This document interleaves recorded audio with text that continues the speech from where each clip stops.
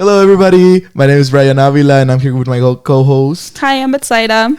And we want to welcome you back to another Beyond the Stars episodes. Today, we have a lot of juicy stuff for you. But before we get into that, we want to remind you that if you don't want to miss any of our episodes, you need to subscribe, like, and share it with a couple of friends. Be like, look what these two yappers are yapping about today. And yap about it. Yes, exactly. That's literally what we want to do with this podcast. We told you since the first episode, we want to create, conversations out there, not only in here in this podcast. We want to keep it going with you guys, and that is your homework. So you wanna recap us a little bit about what we talked about last episode, and just a little recap for people who might just be stumbling into this episode for the first time. Yeah, so if you didn't join us for the last episode, we talked with a fellow Edwin Garcia, right? Edwin Garcia. And Edwin is a fellow that worked with us for the legislative session here in New Mexico. So he was up in the Capitol in Santa Fe for a good couple of months. It was a whole 2 months. It was a 60-day session this year. Yeah, and he was up there advocating, talking to Congress people, giving press conferences, talking to media, sharing his story of his experience in the immigration detention and how that brought him out of the United States, back into the United States, and all around the system, really. So he got to interact with a lot of those aspects of what the immigration system has become today. And yeah, he has a lot of unfortunately trauma and testimony that is really, really powerful. And I loved hearing that these things fuel his fight in immigration justice, and specifically his promise that he wants to keep to the people that were in there with him, to continue to fight for them until they're all free. I think that was a beautiful aspect of the interview. I really want to encourage everybody else who's watching this video to jump back and look at that video, because this is for them. This is to put those stories out there. And Edwin has a very powerful story that when you listen to it, you feel that el coraje y el sentimiento that he's carrying with them. And, just go watch it. That was a bit of a cry session for us in here. That very emotional. Yes. Lots of full circle moments. So really, really happy that we got that on camera. We got that as an archive. And yes, please check it out, because that is actually the precursor for what we're going to be talking about today. Correct. I don't know if you guys catch Betzaira a little bit earlier, but she was talking about the immigration system, right? And as we go on, especially during this administration and what we know about the United States, the question of who lets in and out of this country is as old as the country itself. It's been an ongoing battle of what immigration looks like in the United States. But I mean, what's our question for today? Is citizenship racist? Is citizenship racist? Damn, we're starting heavy, bro. We're going right into it, because I don't know. There's a lot of aspects into the immigration system, and there's a lot of racist aspect that started the immigration system. And I don't know. I think we should just jump right into it. I agree. We know a lot about the aspects of racism in the United States. Luckily, it's become a little bit more common sense, and that's something that we talk about here at the Dream Team. But also, Bryan and I are pretty close to the issue. We work in it, of course. Like, we live it, of course. And we had this interview with Edwin, who lives this reality as well. But the effort here is going to be to have a discussion and try to unearth a lot of these stories that we are already used to, so that you guys know what's going on and it's not just kept within us. Yes, and we're gonna have a little bit of history lessons included into this as well. We're gonna talk a lot about the history timeline of immigration and the policies that have been coming with it. And I want to get us started with how immigration started in the U.S. and it started in 1790. Let that sink in, bro. That's a long time ago. Anyway, 1790, and it started with the Naturalization Act. We're not going to go too much deep into it because we don't want to bore you with a history lesson during summer break. That's not us right now. We're just going to touch on them. And we encourage you to do your own research, right? Go into Google, whatever it is, and go and check out these topics. If there's any that interest you, really, really go read about them. And you're going to understand in a more deeper level why we are saying that, is citizenship racist. So the Naturalization Act of 1790 basically established standards and procedures by which immigrants became U.S. citizens, right? The naturalization part of it. And in this early version of it, the Congress limited the important rights or the naturalization to only free white person of good character, meaning that, it was only open for Europeans at that moment, and anybody else was categorized as slaves, whether if you were African or Indian. And, anybody who was white and also defied what we know as, the system were, they had penalization stuff for them as well. And before we even get into that, I'm going to give us a definition for what racism is, just so that our audience has kind of like a measure of like, is this racist or not? Well, Valid. Like we have our answer, we have our research, but ultimately it's up to you guys to decide whether you see that or not. So let's see. This definition of racism says that it's prejudice, discrimination, or antagonism by an individual, community, or institution against a person or people on the basis of their membership in a particular racial or ethnic group, typically one that is a minority or marginalized. So, with that being said, the beginning of the beninging, we say that in our yes, with some friends. Shout out to those friends if they see this. Thank you for teaching me that STEM. So, in the beninging, from the get-go, we have this piece of law, literal law of the land, saying that you can't be a citizen of the United States unless you're white, free, own land, been here for a certain amount of time. And good character. Mm-hmm. So that means literally all the other marginalized groups that we advocate for today were never meant to be citizens from the beginning. These are the people that were developing the foundation of the United States, the American Empire, and they knew exactly what they were doing. They wanted to get away from Europe. We know the history of like the American Revolution, the things that supposedly people were advocating for, aiming for here. We learned this in school, but we don't get to learn about the way that they excluded all the rest of us. Right. So that's important, right? Because we do touch on immigration and stuff like that throughout, our high school journey. Let's put it like that, but not to this level. Right. And that's what the Dream Team is here for, right? To teach you this part of history that it's not, you don't get thought about it here in the States. And it's important because it's our story. And we really, really, really need to understand it to know where we want to head our movement with. And, we already talked about 1790. I want to go back all the way to when race was, first created and, introduced into like the law. I have a slide here from our training, the Dream Zone, and just a little bit about the Dream Zone. It's a training that was created a long time ago by some of our organizers back in the day. And it covers everything from like history of immigration all the way to like what can you do to support undocumented students better. And it says that race was created as the law of the land in the late 1600s. The governing class of the colonies developed an intricate legal system to institutionalize the means by which they had created their own wealth from stolen land and enslaved labor. The Virginia Slave Codes, written from 1780 to 1705, a little bit before the Naturalization Act, defined a slave as either an African or an Indian, a servant as a white person, and they also banned racial intermarriage. And stipulated specific forms of punishment for blacks or whites who defied the system or, racialized slavery. And, so with all that in mind, we're talking about 1680, 1705, and we're already hearing some racist stuff come up in this. The banning of racial intermarriage defines servants as white people only. And if you weren't white, you were meant to serve. Mm-hmm. And I think I can hear like the dissenting voice in my head already of like, okay, but this was all the way back then. I wasn't alive then to address any of these things. These people were old, wrinkly, raisin men that probably were itchy under their wigs. And it takes some time for these institutions to gain power to be able to really oppress these marginalized groups, right? So we have this evidence that from the beginning,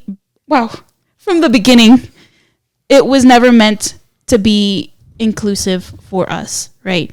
And we have record of how this continues throughout time, how as the United States grows, how as the Supreme Court grows, as these institutions become stronger, they continue to double down on these decisions, making it racist.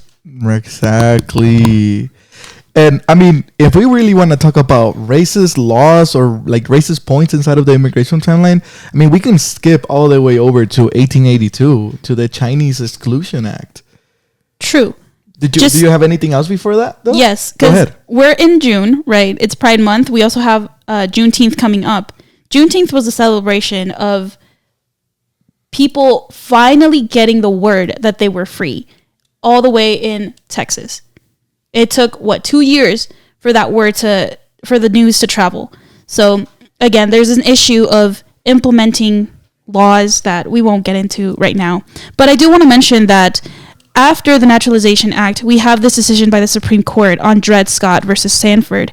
This is in 1857, where, again, the Supreme Court doubles down on this racist ideology of citizenship and rules that citizenship was perfectly understood to be confined to the white race. Dred Scott, as a little bit of background for folks, it was a man who freed himself, did quote unquote all the right things, all the right process, went through everything that he needed to in order to certify that he was a freed man, and then apply for his citizenship. And here's the Supreme Court doing the same thing it does to us, saying, nope, citizenship is for white people. What are you doing? Yes. And I mean, that comes also with the creation of the white male nation. You know, that's the foundation of the United States. They wanted a male white nation only, and anybody else was, you know, either meant to be a slave or work for them or just, you know, be that part of their productive labor, you know, as a woman and stuff. And I don't know. I hate it. It's anyways, crazy. Yeah, it is. But should we move on to 1882? Yeah. All right. So with 1882, the Chinese Exclusion Act, it literally is what the title is. It was a awful piece of legislation that excluded Chinese people from immigrating whatsoever into the United States.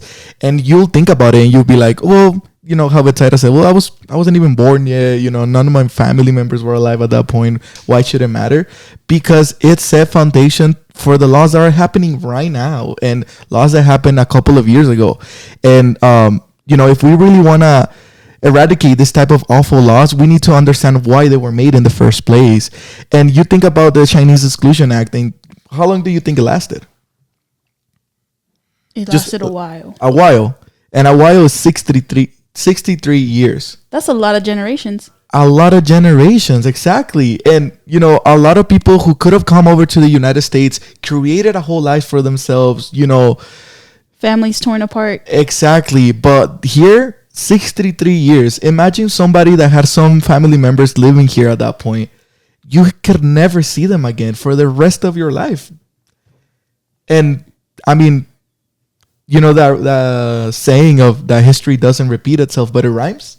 Mm-hmm. I love that quote. It's going again, and it's happening right now. You know, maybe we don't have it as specifically as Exclusion Act, but it's there. We had COVID-19, and we saw how people were treating Asian folks. Not to get ahead of ourselves, but like the Muslim ban that Trump put in his first term, it's the same thing as the Chinese Exclusion Act, and you know it should really boil your blood up because.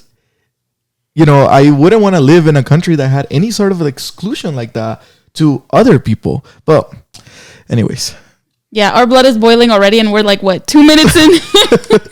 We are Aries. Welcome to this. I don't know how long this episode is going to be, but welcome to us just being mad at the immigration system. Oh my gosh, for a whole hour. You know, we didn't think about that aspect, that we're two Aries people talking about horrible stuff. But anyways, There's a point to this. I promise. We'll wrap it up at the end, though. Yes.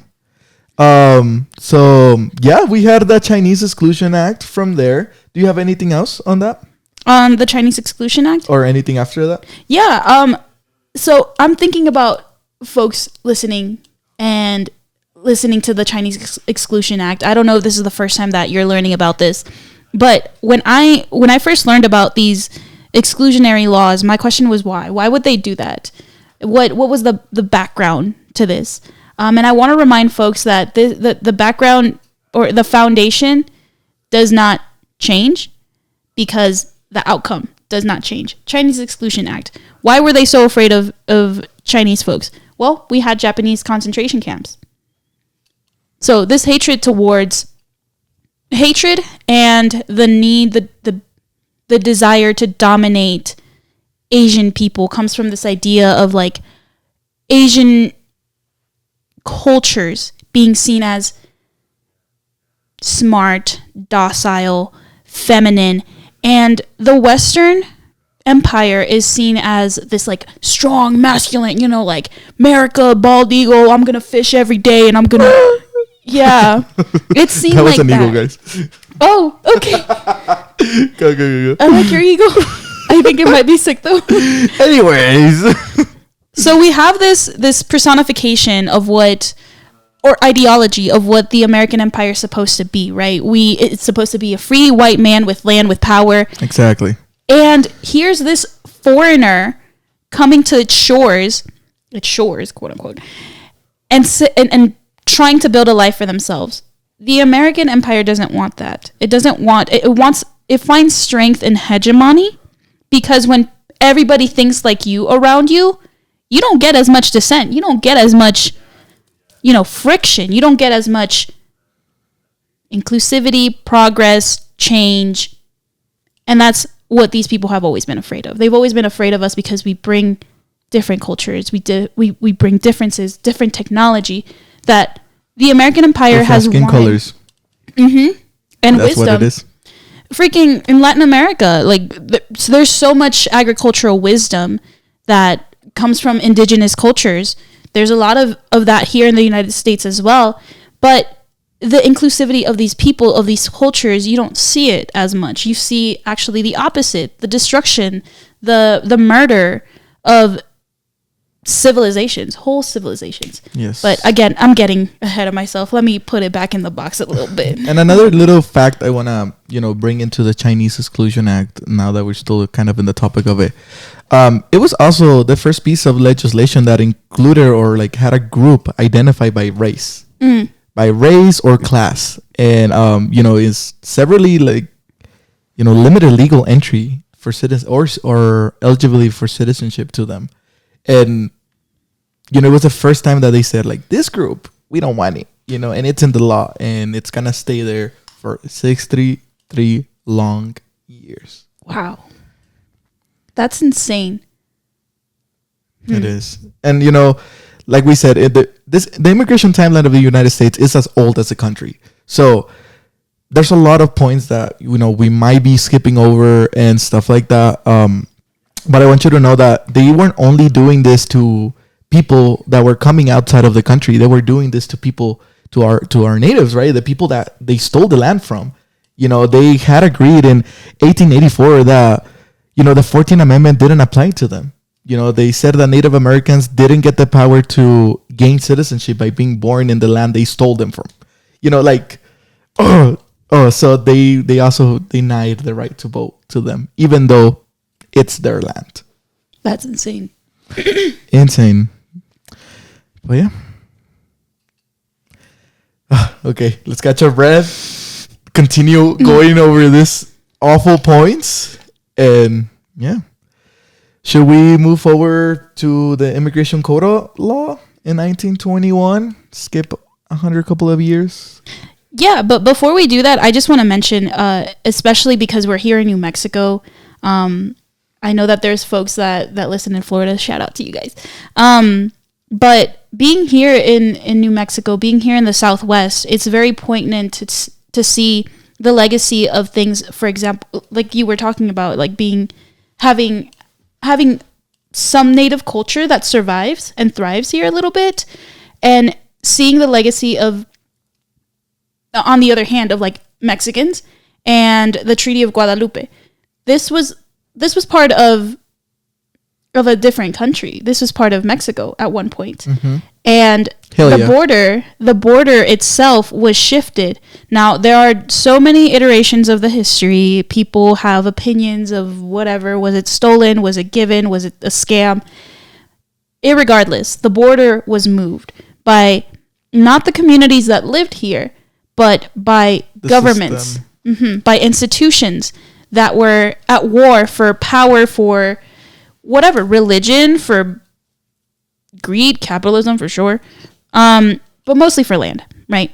And so they move this border over the heads of families, communities, and put it down. And then they say, okay, now you're a citizen, now you're not. Now you're a part, now you're not. Now your family belongs, now you don't. And we have carried on that history ever since then. So being here so close to like border communities, well, not in Albuquerque as much, but southern New Mexico, Texas, it's really interesting to see how people that live here and have the border so close kind of mentally distance themselves even more from Mexicans, from indigenous people, in order to seem like, oh no, I definitely belong here. Mm-hmm. And they don't.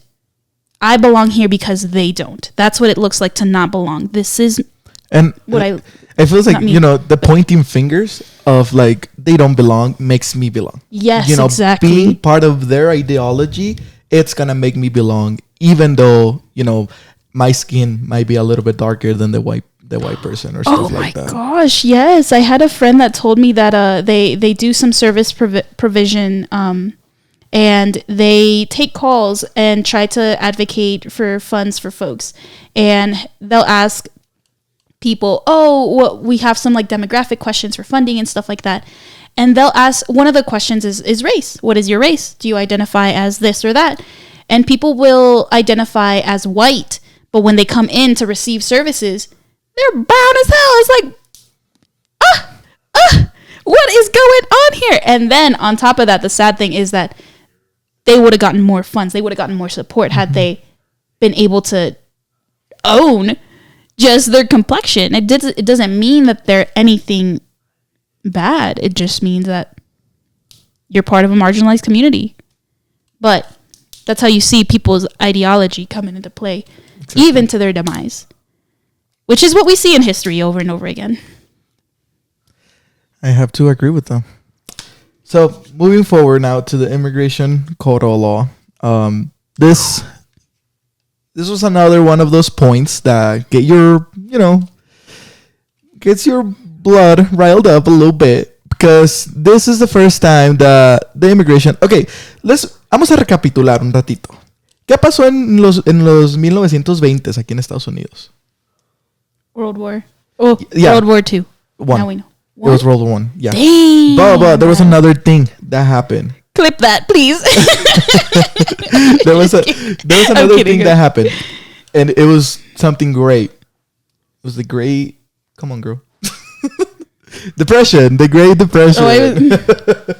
Okay. What's happening right now too? Right in this chair. No, I'm kidding. Okay. Sorry. So during 1920s, the United States was going through a very, very drastic point in their, economic, timeline. Let's put it like that.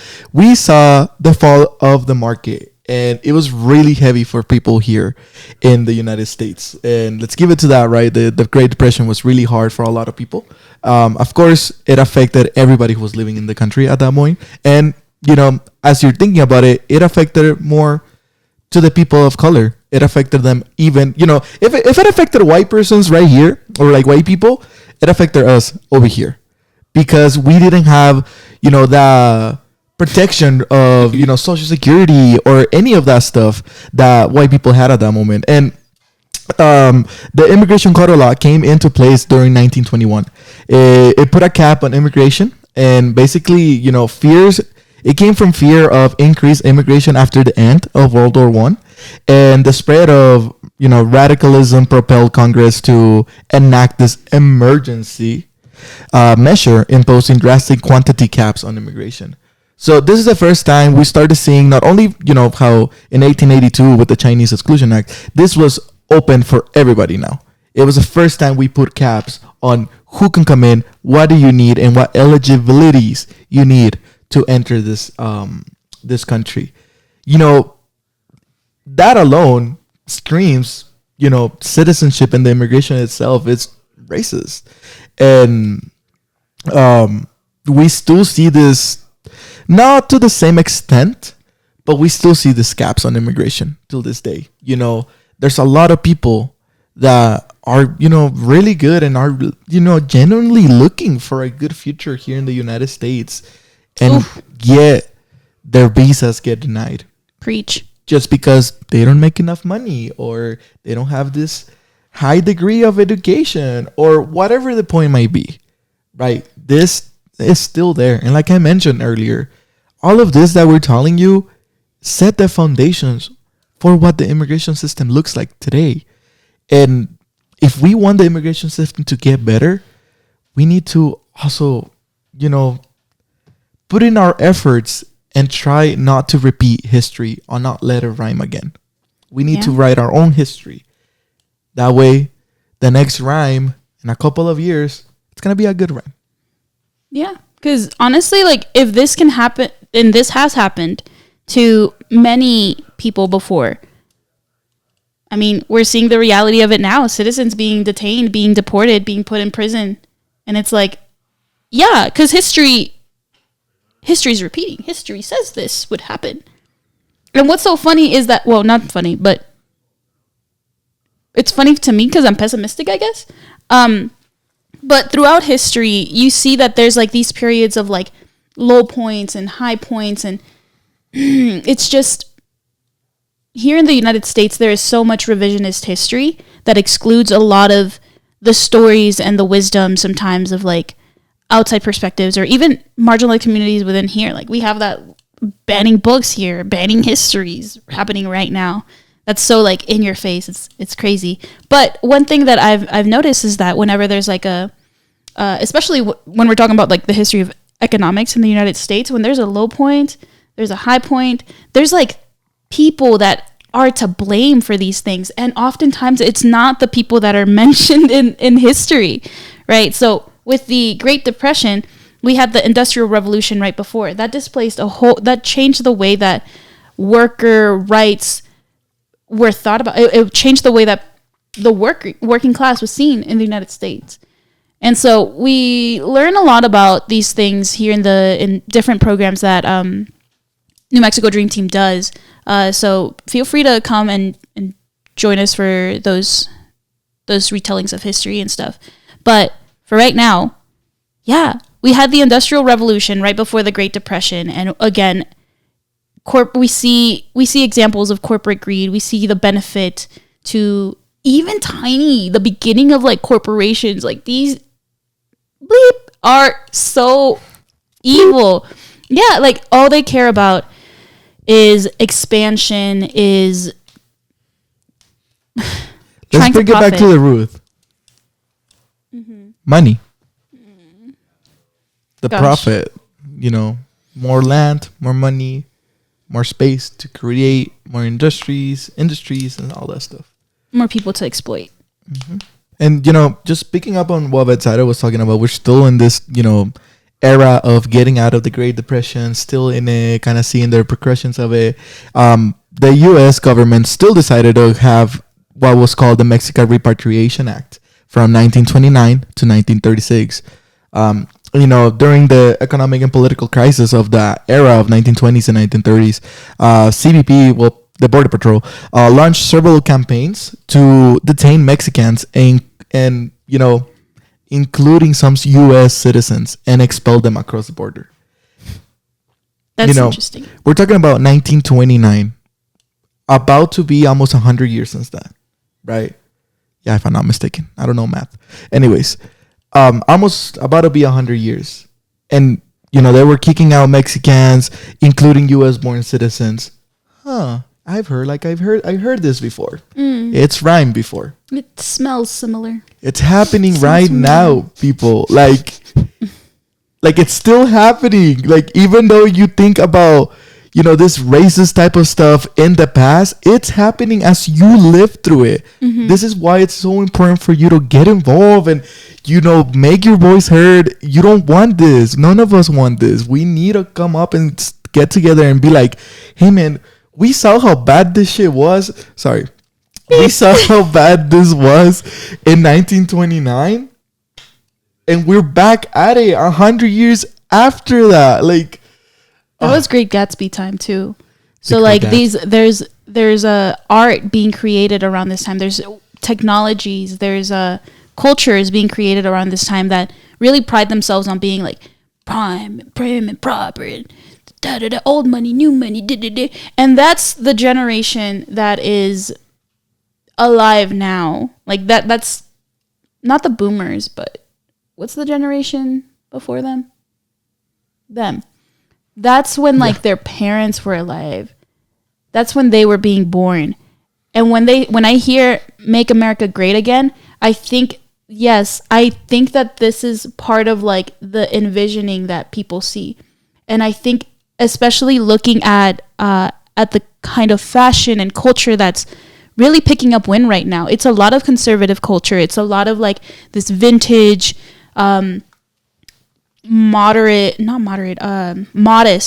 culture, right? Trying to bring back these values of like being ladylike, being gentlemanly, like that's too what Kendrick Lamar was saying. That's too ghetto, that's too loud, that's too nasty.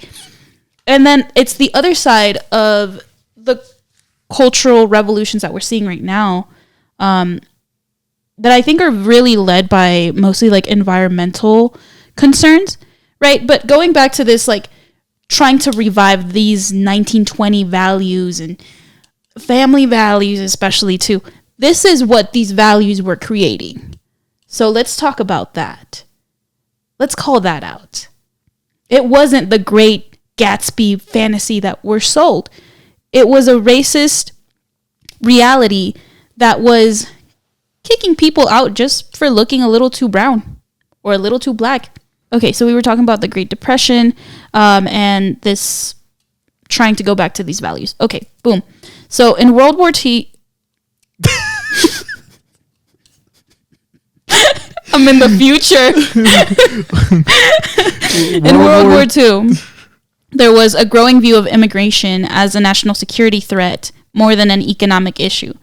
So we have the Presidential Reorganization Act number 5, which moves INS from the Department of Labor to the Department of Justice. So when immigration was being handled under the Department of Labor, we see a lot of these moves being made in the name of economics, in the name of bringing in or excluding workers or addressing things like the Great Depression and things like that. After World War II, we see this fear of like immigrants being spies or being like problem makers. And so we pass it over, or the United States passes it over to the to the Department of Justice to handle these national security threats. And this is the first time we start hearing, national security threats into, what we know as immigration, the immigration system. And I just want to touch on something really important right now that Betzaira mentioned. Not World War II, but yes, in a way. World War II, during that time, we're talking about the time of 1942 to 1964, we had what we know as the Bracero Agreement or the Bracero Program, whatever you want to call it. So during World War II, the U.S. government negotiated with the Mexican government to recruit Mexican workers. All men, only men. And no, they could not bring their families with them to work on a short-term contract on farms and in other, war industries, because we were still during World War II, so they needed that manpower. And after the war, the program continued in agriculture into, we know 1964. Now, there's a point I want to make during this. I was just talking about how they kicked us out, including U.S.-born citizens that, were Mexican American or only spoke, Spanish, because in their household they only spoke Spanish, but they were still a U.S.-born citizen. They kicked us all out. But then a crisis happened. And they said, oh, what the heck? We need the manpower. We need our farms to keep working. We need to keep making, all of this, ammo, ammunition, all these guns for the war that we're fighting. Let's make an agreement with the Mexican government and paint it all pink and super happy and bring them back to work. To what? You brought us to work in harmful and so harsh environments, being underpaid and overworked like we are doing right now. And at this point, they were also being sprayed down with harmful pesticides in order to work those things. Later, now, in retrospect, we have the wisdom to know that those were carcinogens. Like, people were literally being sprayed to their death. Exactly. And, it's just so funny to me, la doble moral that this government has and has been having forever of, only for, solo para el beneficio de. Yeah. Y siempre ha sido eso y siento que siempre va a ser así hasta que nosotros hagamos un cambio de eso. Because the U.S. only looks out for the U.S. and U.S. alone. They will never worry about you. So, there was a point in time in my undergraduate program where I had the absolute honor to work and study with incredible individuals for a class. And we read some really powerful books. And I had the privilege to read up on this book called Open Veins of Latin America by Eduardo Galeano.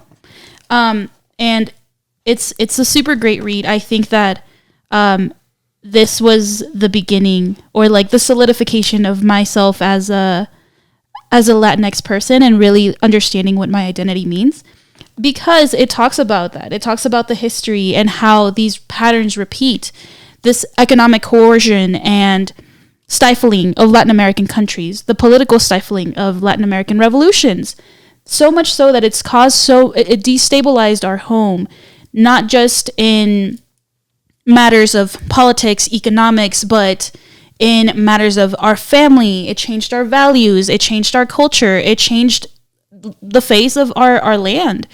And so now we have the repetition of different issues.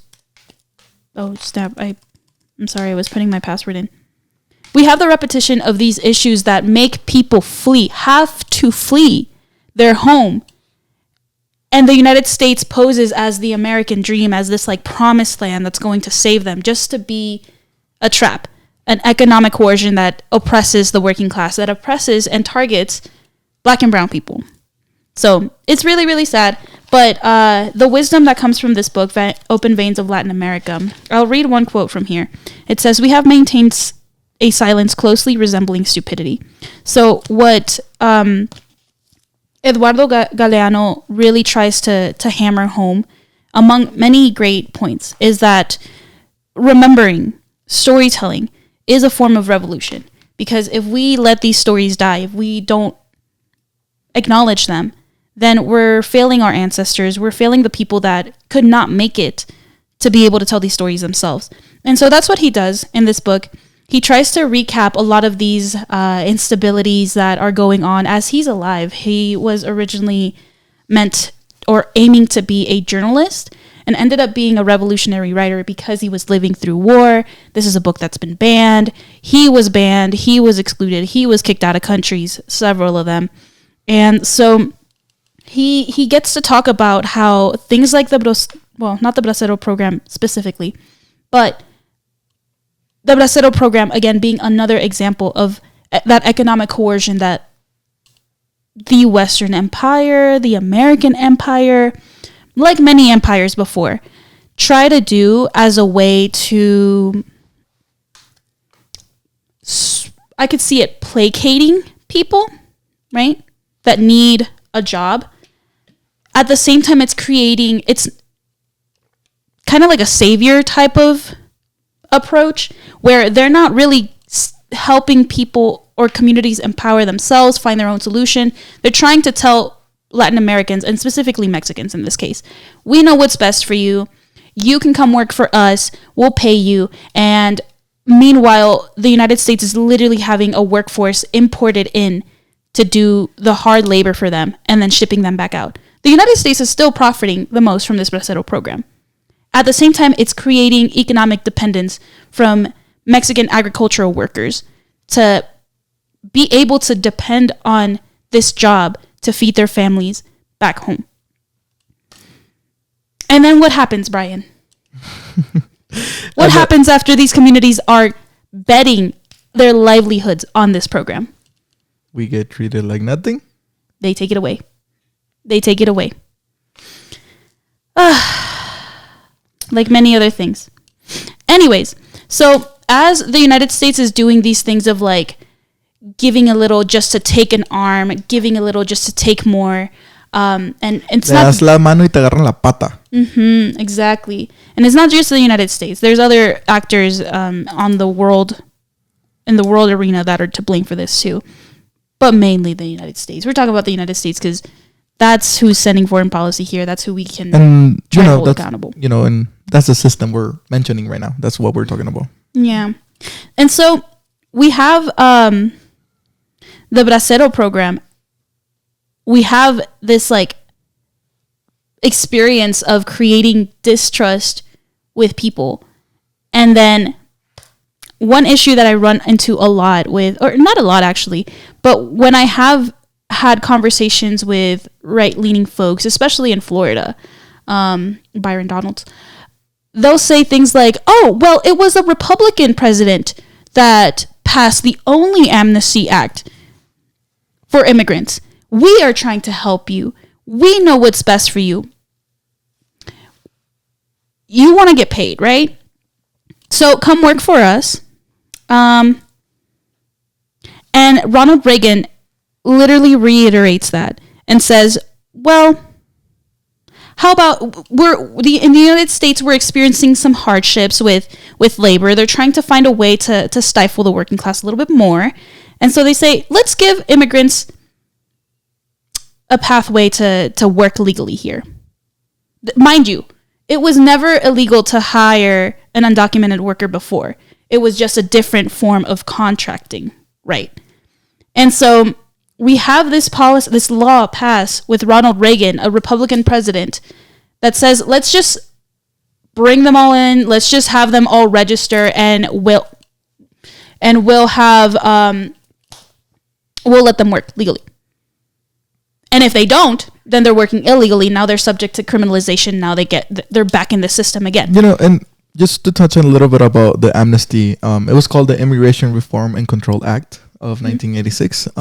That's, if you want to look it up and learn a little bit more about it, the U.S. history painted as like, we gave them amnesty, they are happy, they're working legally, now they got a pathway to citizenship. You should be grateful. You should be grateful for it. Go and look more in depth into what the Immigration Reform and Control Act actually did, other than the amnesty, right? It put a bunch of other, increased border enforcement. They militarized the border, and then they also enhanced by a huge amount their requirements for employers. And, they expanded guest worker visa programs and stuff like that. But, like, they still did a bunch of negative stuff with it as well, and they still painted it to the U.S. public as the best thing a Republican president did. They use this as a way to preach that they're kind, and in reality, this was just a way to coerce people generally into thinking that they're good when they're doing so much more harm. Because to some extent, the American institutions do have to rely on the faith of their people, right? But the point is that the American public, to some extent, has to buy into this thought or this story that the United States does these things to do good. Otherwise, people will revolt too much, and the United States can't function if people are pushing back too hard on it. They have to budge to some extent. So with immigration issues, yeah, they'll tell you that they'll do some good things. We're Donald Trump right now saying, oh, not all of them. We want the hard workers. We want the DACA. We want the dreamers. His fucking golden card. Tokenizing some to literally kill the rest. That's not how it works. That's not kindness. That's not humanity. That's greed. That's profit. Greed. There you go. That's greed. Say it loud and say it clean. It's freaking greed. And that's what this country has ever, like, always run onto. Yeah, greed. we keep coming back to that. The idea of owning everything and being the top of the empire. Coming back, 1986, we had the amnesty. And that didn't last too long until, we are getting into the early 2000s. And, we all know what happened in 2001. And we all know what came after that. The Islamophobia of, after the attacks on 9/11, we also saw the year after the creation of the Homeland Security. It was called the Homeland Security Act of 2002. I was born that year. Anyways, the Homeland Security Act created the Department of Homeland Security, what we know as DHS, by consolidating 22 diverse agencies and bureaus. The creation of DHS reflected mounting anxieties about immigration in the aftermath of the terrorist attack of September 11th. With the creation of the Homeland Security, we also saw the creation of the departments that we all know, which is CBP, ICE, and USCIS. CBP is the Custom and Border Patrol. ICE is Immigration Custom Enforcement, and USCIS is the United States. Y se me olvidó. Es que I know, se me fue. The USCIS. United States Citizenship and Immigration Services. Yes. So USCIS, the United States United States Citizenship and Immigration Services. And, with all of that, we're getting closer to the present day. What's so interesting is that, like, even in this last last example of modern history and the development of the immigration system, you see a lot of resources being deployed to criminalize immigrants, right? At the same time, when we talk about immigration issues with people, they're like, "Oh no, we don't want to get all the we want to get the criminals, the gang members, the ones that come over the border and are hurting everybody." All right, but the way that you are deploying resources says another thing. It says that your intention is to criminalize everybody. When they deploy workplace raids, when they're raiding homes, they're not going after the hardened criminals. They're going after people that are living regular, normal lives so consistently that they can be targeted at their workplace. They can be targeted at clubs. They can be targeted in a kitchen. So they can say that they mean good, it's for national security, it's against the threats, but where are they deploying resources? Why are they not deploying any resources or any funds for immigration courts that are handling asylum cases? Exactly. Mind you, asylum cases... Let's talk about the backlog they have on that. Huge. Long insane. As fuck. So if people want immigrants to do things the right way, deploy resources for that. Handle that. But that's not what this is about. It's about criminalizing black and brown people and having an excuse to incarcerate, profit from their labor, and then dispose of them when no one's watching. Exactly. And guess what? If that happens to us, it's going to happen real soon to the people that are not just immigrants.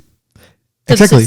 And, coming back to that, thinking about, I don't know what year it was, the Mexican repatriation, they were kicking out even U.S. born citizens.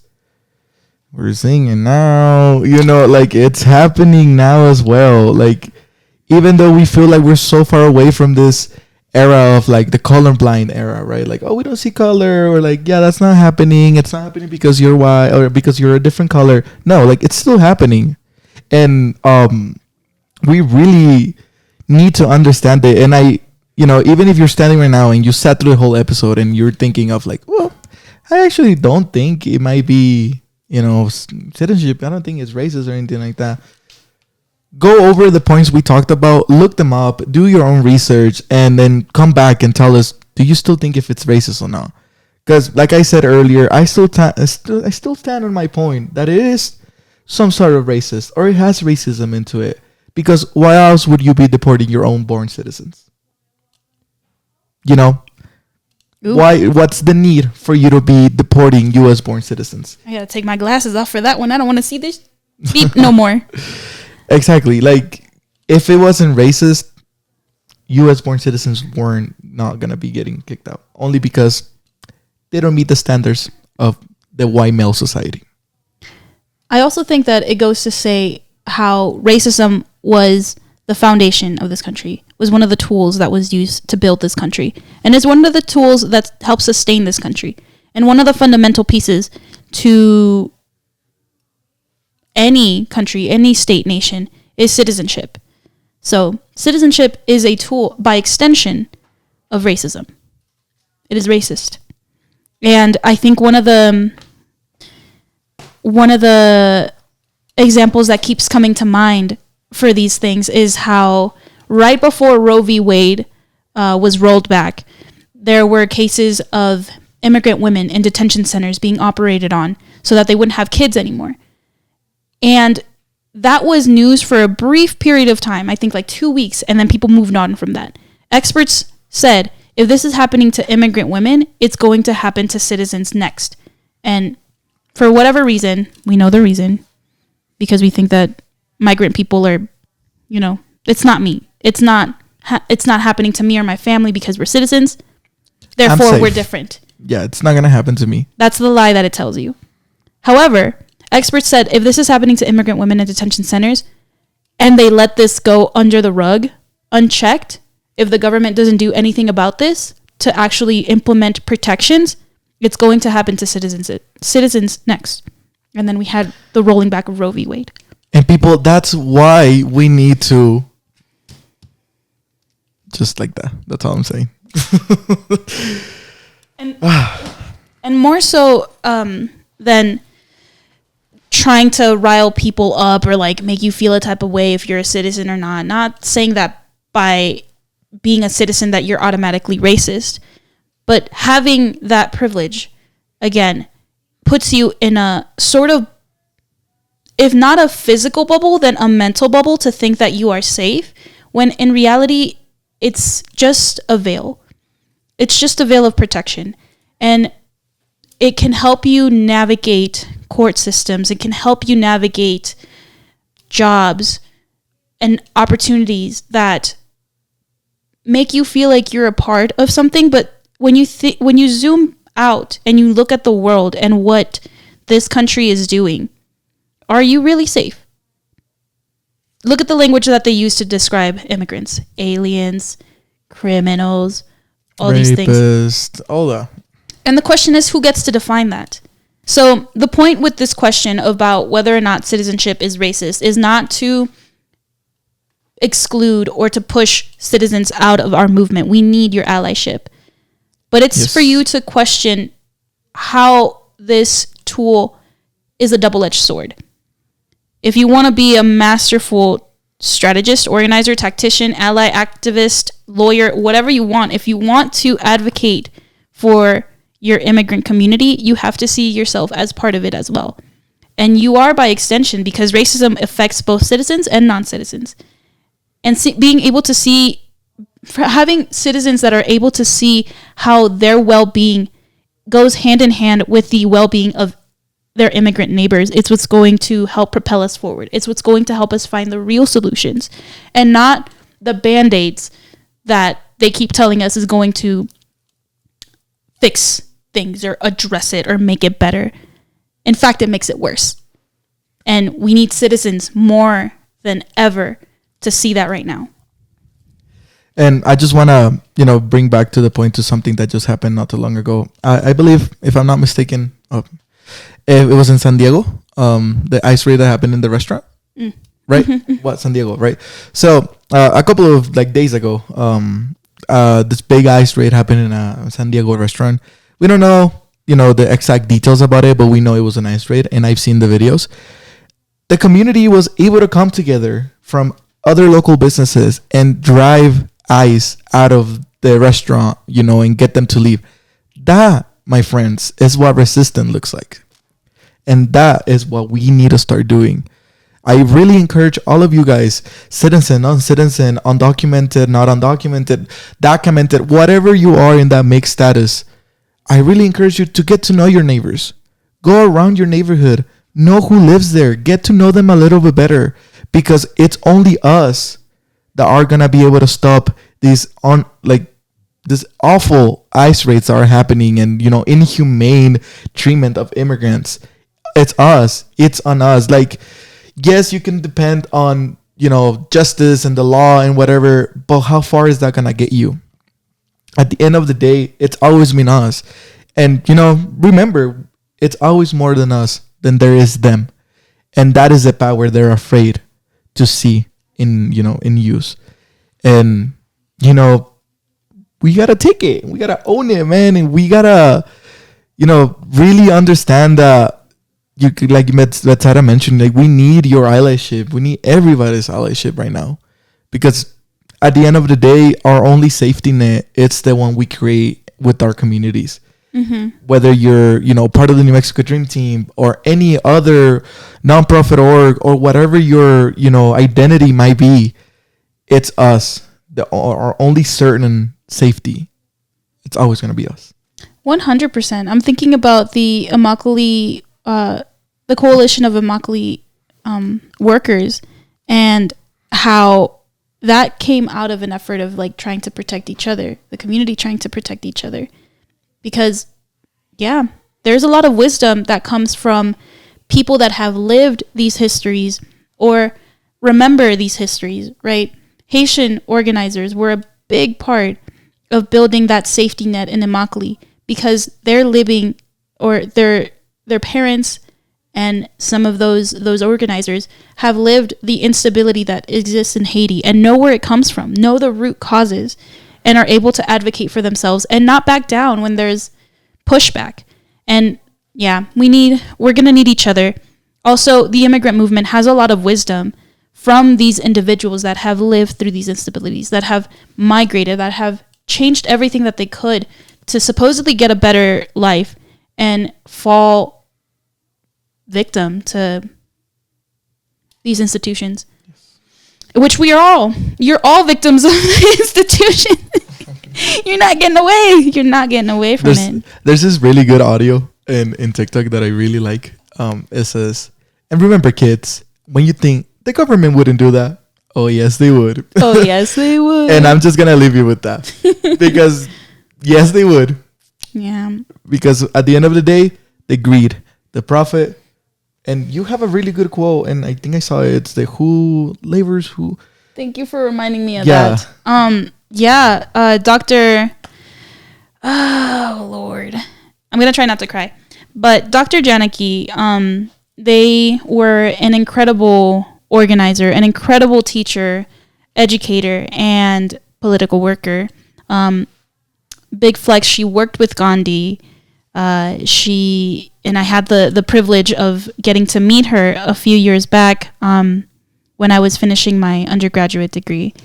And she broke my heart. She shattered my worldview at that young age. And I'm so thankful for it, because I thought that there was a way to escape. I really thought, with good entrepreneurship, what the freak is that word? With good entrepreneurial values, or, a nonprofit is going to save us, or, like a good government just needs to stand up. But that doesn't address the global economic system that we've created at this point, capitalism. And so she has incredible resources out there that I encourage you to look up yourself. Rest in peace. She left an incredible legacy behind for us. And I think one of the most powerful tools that she shared and that I picked up from her was this 3-part question: who profits, who labors, who owns? And that, while we can't escape the system, we can learn to navigate it so that we know if we're on the right side and how to fight and how to strategize and how to actually look for solutions for our community, look for protections, and make sure that we stay on course to fight the good fight. So who owns? Who owns the land? Who owns the means of production? Who owns the factory? Who owns the restaurant? Who owns the corporations?